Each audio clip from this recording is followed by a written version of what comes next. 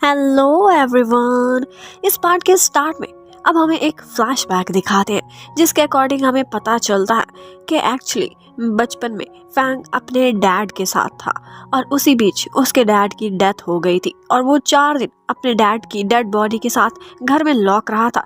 उसके बाद ही कोई उनको डिस्कवर करके रेस्क्यू करके ले गया था। और ये सब इतने दिनों देखने के बाद, इसी साइकोलॉजिकल टॉर्चर के बाद ही उसे ब्लड का फोबिया हो गया था।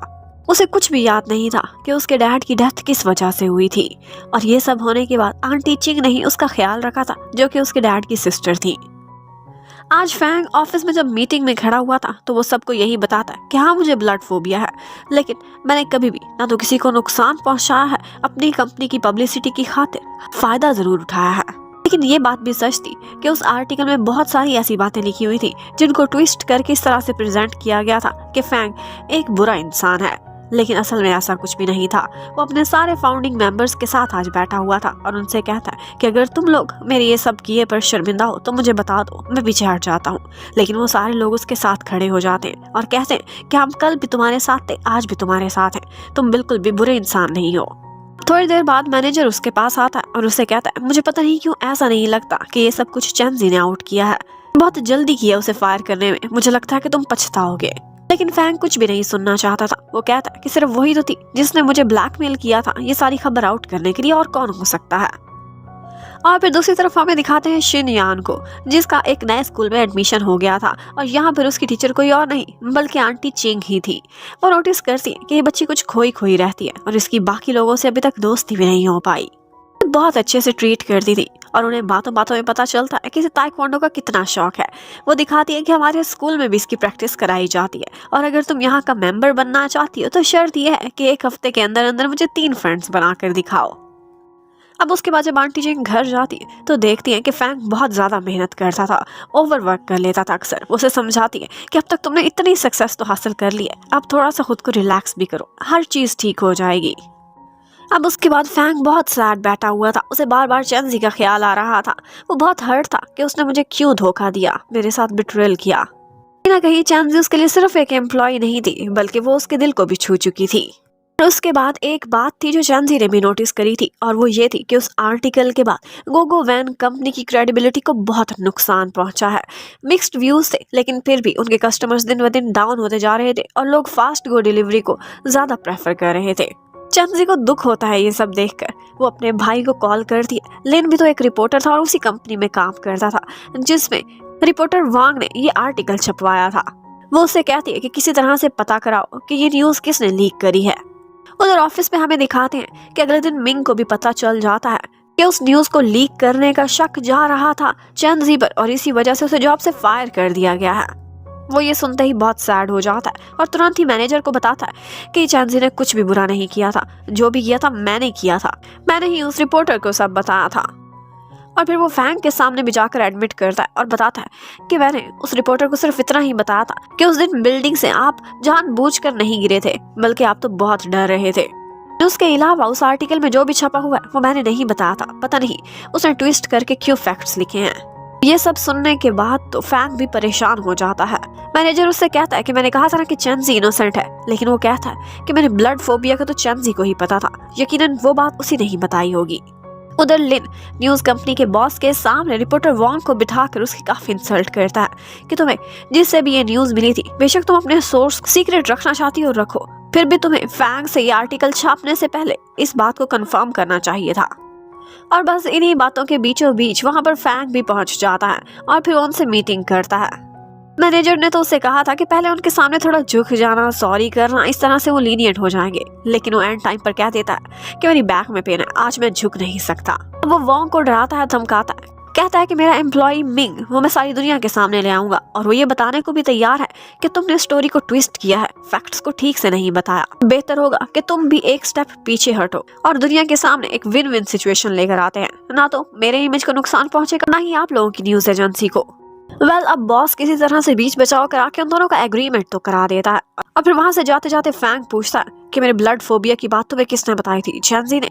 तो वो आगे से उसे सच सच बता देती है कि चैंजी को मैंने खरीदने की बहुत कोशिश की थी, लेकिन वो मेरे हाथ बिल्कुल नहीं आई, और ये कहने लगी कि मैं कभी भी अपने बॉस के साथ धोखा नहीं करूंगी। ये बात उसे एक नर्स के थ्रू पता चली थी, जिसने लास्ट टाइम हॉस्पिटल में फैंग को देखा था, ब्लड को देखकर बेहोश होते हुए। अब ये सब होने के बाद लिन सीधा आता है फैंग के पास और उससे कहता है कि इस सब में अगर किसी ने सबसे ज्यादा सफर किया है तो वो चैंजी है, जो कि सबसे ज्यादा इनोसेंट भी थी, इसलिए तुम्हें चाहिए कि तुम उससे माफी मांगो। फैंग पूछता है कि तुम चैंजी को कैसे जानते हो, क्यों उसकी इतनी साइड ले रहे हो? वो बोलता है कि उसे प्रोटेक्ट करना मेरी रिस्पॉन्सिबिलिटी है। वो ये कहकर चला जाता है और पीछे फैंग सोचता ही रह जाता है कि कहीं ये उसका बॉयफ्रेंड तो नहीं जो प्रोटेक्शन की बात कर रहा है। उधर ऑफिस में भी सारे लोग नोटिस कर रहे थे, सबको फैंग बहुत मिजरेबल लग रहा था। अब वो अपने सारे काम खुद किया करता था, इवन की कॉफी भी खुद ही आज बना रहा था, लेकिन ये बनाते बनाते बस वो इसी सोच में खोया हुआ था कि चैंसी का भी कोई बॉयफ्रेंड हो सकता है, और वो भी लिन। और जहाँ तक मिंग की बात है, उसे अब फैंग ने माफ कर दिया था, लेकिन इस शर्त पर कि उसे जब भी जरूरत होगी तो वो मीडिया के सामने आकर उसके लिए गवाही देगा। और वो इस डर से भी उसे फायर नहीं कर रहा था कि कहीं दोबारा से बिल्डिंग पर न चढ़ जाए सुसाइड करने के लिए। अब बहुत मजे से वो कमरे में बैठकर अपने हाथ की बनी हुई कॉफी को टेस्ट करता है, जो कि उसे बहुत बुरी लग रही थी, जो कि बहुत बेकार टेस्ट की थी। चैंजी की तो अब उसे आदत सी पड़ गई थी। अब चैंजी की याद में वो सीधा पहुंच जाता है उस ब्लाइंड भिखारी की जगह पर, जहाँ पर उसे उम्मीद थी कि चैंजी फिर से आएगी इसके पैसे चुराने के लिए, लेकिन आज वो हकीकत देख लेता है। चैंजी उसे खाना देती है, उसके वहां से पैसे उठाती है उसकी मर्जी के अकॉर्डिंग, और उसके बाद वो पैसे ले जाकर उसकी ग्रैंड डॉटर को दे देती है, जो कि अपनी टांग पर चोट लगने की वजह से उस टाइम पर हैंडीकैप थी, उसका एक्सीडेंट हुआ था। चैंजी ना सिर्फ उन दोनों का ख्याल रखती थी बल्कि उनको अक्सर खाना भी प्रोवाइड करती थी। अब सारा दिन फैंग उसका पीछा करता रहता है और उसकी रूटीन जानता रहता है। ये सब करता हुआ वो बहुत क्यूट लग रहा था। अब उसे पता चलता है कि वो 3 जगहों पर जॉब कर रही है अपने पैसे पूरे करने के लिए। मैनेजर कहता है कि आज हमारे सीईओ ने अपना पूरा दिन उस लड़की के पीछे वेस्ट कर दिया, इसका मतलब है कि लगता है तुम उसे लाइक करते हो। कहता है लाइक तो मैं करता, और उसे भी उसकी वीडियोस दिखाता है, जितने अच्छे से वो ताइक्वांडो खेलती थी वो तो उसका दीवाना हो गया था। वो बोलने लगता है कि ना सिर्फ वो ऑफिस का काम इतना अच्छा करती थी बल्कि इतनी अच्छी किक्स भी लगा देती थी, मुझे तो एक टिकट में डबल मजे मिल गए थे, पर्सनल असिस्टेंट कम बॉडीगार्ड।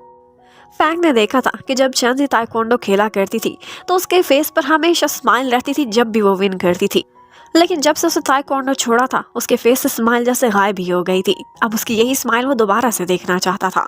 अब जिस कन्वीनियंस स्टोर पर चैंजी काम करती थी वहां पर एक एक करके उसके सारे पुराने कोलीग्स आते हैं उसे मनाने की खातिर। वहां पर बहुत सारी शॉपिंग भी कर जाते हैं, लेकिन कोई भी उसे कन्विंस करने में कामयाब नहीं हो पाता। इन दी एंड फिर मैनेजर भी वहां पर आता। चैंजी फजूल में तो किसी को खुद से बात नहीं करने देती थी, उन्हें मजबूर कर देती थी कि कुछ शॉपिंग भी करो। और इसी बीच मैनेजर ने उसे कहा था कि लगता है कि रूफ टॉप पर तुमने हमारी आधी बात सुनी थी। वो उसे पूरी बात बताता है। फैंग यही कह रहा था कि शुरू में मुझे इस लड़की पर बहुत गुस्सा था क्योंकि उसने मुझे एक गिरा हुआ इंसान बोला था, लेकिन बाद में मैंने देखा कि ये लड़की कितनी टैलेंटेड और इतनी हार्ड वर्किंग है, इसलिए ये मेरे ऑफिस में रहना डिजर्व करती है, और she is mine as assistant. मैं उसे अपने यहाँ से कहीं और नहीं जाने दूंगा। मैनेजर उसे ये भी बताता है कि अक्सर फैंग ये भूल जाता है कि तुम जॉब छोड़ के चली गई हो, तुम्हारा ही नाम पुकारता रहता है ऑफिस में, तुम जाकर देखो उसका टेबल एक मैस बन चुका है, उसने अभी तक कोई और पीए हायर ही नहीं किया। लेकिन इतना कुछ सुनने के बाद भी चैंजी कन्विंस नहीं होती और मैनेजर को वहां से भेज देती है।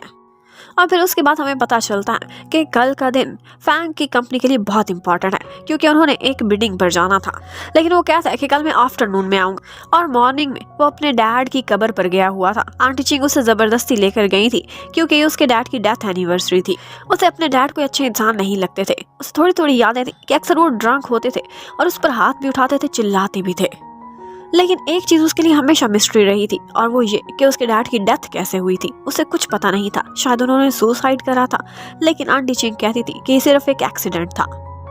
अब उनके वहां से चले जाने के बाद वहां पर कोई और भी आता है फैंग की डैड की ग्रेव पर, और वो कोई और नहीं था बल्कि वो थे चैंजी के डैड। अब वो कैसे जानते हैं फैंग के डैड को, ये तो अभी हमें नहीं पता चलता।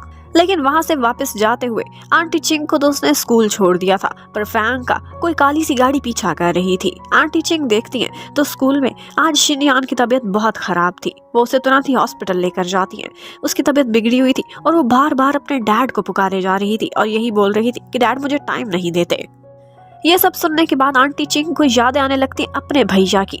उनका भाई भी कुछ ऐसा ही था। वो उसे हमेशा समझाती थी कि अपने बेटे का ख्याल रखो, लेकिन वो फैंग की बिल्कुल भी केयर नहीं करते थे।